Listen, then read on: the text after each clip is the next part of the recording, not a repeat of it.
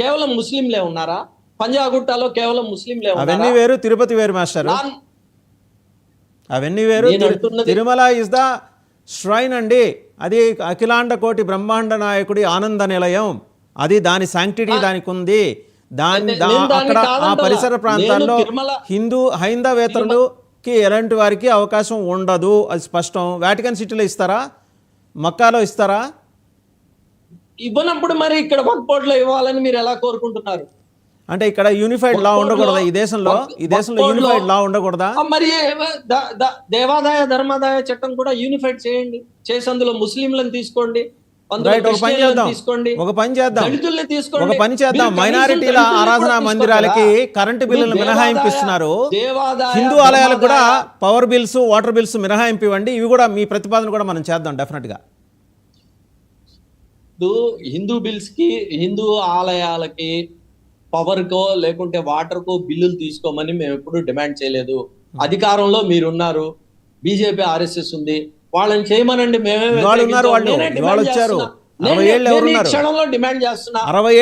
Indian ముస్లిం sir ఒక్క నిమిషం, Indian union ముస్లిం league party తరఫు నుంచి నేను డిమాండ్ చేస్తున్నా. తిరుమల తిరుపతి దేవస్థానం మీద ఇన్కమ్ ట్యాక్స్ వేస్తున్నారు.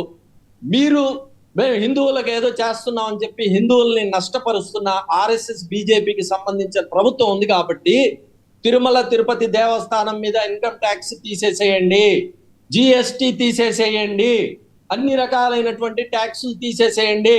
నేను ఛాలెంజ్ చేస్తున్నాను, నేను రిప్రజెంటేషన్ ఇస్తాను. మీరు చేస్తారా? మీరు చేయరు. మీరు చేయకుండా తిరుమల తిరుపతి దేవస్థానం వీటన్ని మీద ట్యాక్సులు ఎందుకు వేస్తున్నారంటే ఆదాయం ఉంది కాబట్టి వేస్తున్నారు. ఒక మసీదుకు ఏ విధమైనటువంటి ఆదాయం ఉండదు.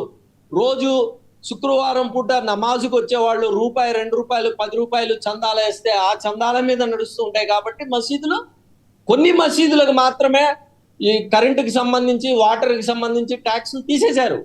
99% మసీదులకి కరెంటుకి సంబంధించి బిల్లులు ఉన్నాయి. ఈ ట్యాక్స్ కూడా ఉంది, ప్రాపర్టీ ట్యాక్స్ కూడా ఉంది. నేను చూపిస్తాను మీకు కావాలంటే, నెంబర్ ఆఫ్ ఇవి నేను చూపిస్తాను. కాబట్టి విషయం ఏంటంటే ఇక్కడ చర్చ పక్కదో పోతుంది. ఇక్కడ విషయం ఏంటంటే మా అభ్యంతరం ఏంటంటే